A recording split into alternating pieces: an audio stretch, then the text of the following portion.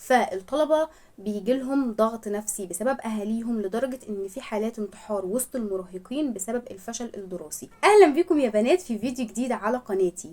لو اول مرة تشوفوني تشتركوا في القناة وتفعلوا زر الجرس عشان يوصل لكم كل فيديوهاتي الجديدة. النهاردة هنتكلم عن حاجة كتير منكم سألوني عليها، وهي حياة الطلاب في كوريا. فبمناسبة بدء الدراسة هنتكلم عن حياة الطلاب في كوريا.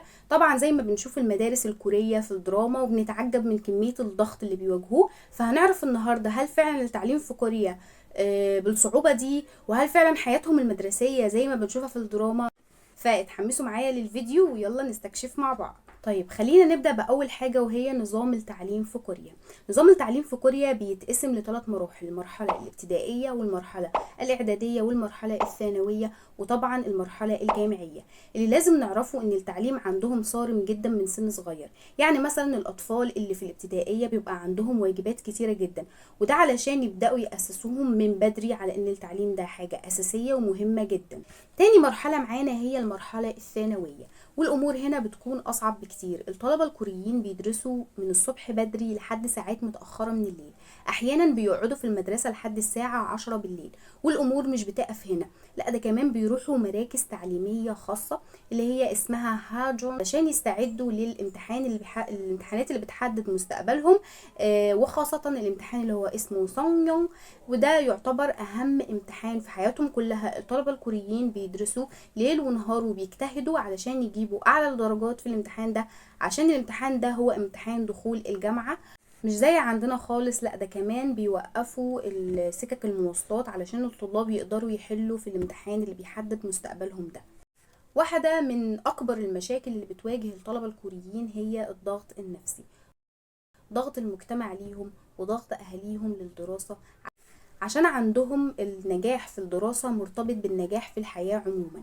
فالطلبة بيجيلهم ضغط نفسي بسبب أهاليهم لدرجة إن في حالات انتحار وسط المراهقين بسبب الفشل الدراسي. عشان كده الحكومة الكورية بدأت تهتم بموضوع الصحة النفسية للطلبة، وبدأوا يعملوا برامج للدعم النفسي في المدارس. مش كل حاجة عندهم ضغط وحفظ، لا في كمان أنشطة مدرسية. الأنشطة المدرسية في كوريا، المدارس بتشجع الطلبة على الانضمام لنوادي وأنشطة مختلفة سواء كانت رياضية أو فنية. يعني في طلبة بيكونوا جزء من نوادي كرة القدم أو السباحة، وفي كمان نوادي للرقص والموسيقى، وده طبيعي جدا في كوريا علشان الموسيقى خصوصا الكيبوب ليها شعبية كبيرة جدا. وكمان بيشجعوا الطلبة على ممارسة الفنون زي الرسم والتمثيل. وفي نقطة تانية لازم نتكلم عنها، وهي الزي المدرسي. الطلبة الكوريين بيلبسوا يونيفورم في المدرسة، وده جزء مهم جدا من حياتهم اليومية. في قواعد صارمة عن شكل الزي، زي الطول المناسب للتنورة للبنات، وازاي يكون الشعر مربوط. حتى احيانا مش مسموح ليهم انهم يحطوا مكياج في المدرسة. طبعا الطلبة في كوريا ساعات بيتضايقوا من القوانين دي، بس ده جزء من نظام المدرسة. في كمان حاجة لطيفة بيعملوها، ان هما بيعملوا ليهم رحلات مدرسية، ودي من الحاجات اللي الكوريين بيحبوها جدا. الطلبة بياخدوا رحلات لمناطق ثقافية او تاريخية في كوريا، وكمان بيعملوا انشطة زي التخييم او زيارة معالم مشهورة، ودي بتكون فرصة للطلبة انهم يريحوا شوية من ضغط الدراسة ويستمتعوا بوقتهم. بعد كده هنتكلم عن التكنولوجيا في المدارس. وفي النهاية واحدة من أهم مميزات التعليم في كوريا هي التكنولوجيا.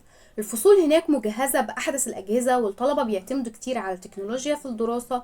في أجهزة كمبيوتر في كل فصل، والطلبة بيستخدموا الإنترنت كتير في البحث وإنهم يعملوا مشاريع مدرسية، وده بيساعدهم إنهم يتعودوا على التكنولوجيا من سن صغير، وبيكون عندهم معرفة كويسة بالتقنيات الحديثة. ودي كانت لمحة مفصلة عن حياة الطلبة في كوريا. زي ما شفتم التعليم هناك مش سهل خالص، مليان بالتحديات والضغط النفسي، لكن في نفس الوقت في حاجات ممتعة زي الرحلات المدرسية. اتمنى تكونوا استفدتوا واستمتعتوا بالفيديو. اكتبوا لي في التعليقات اكتر حاجة صدمتكم او عجبتكم في التعليم في كوريا، وما تنسوش تعملوا لايك وسبسكرايب للقناة علشان توصل لكم كل فيديوهاتي الجديدة. حلوين، اشوفكم في فيديو جديد، وانيا.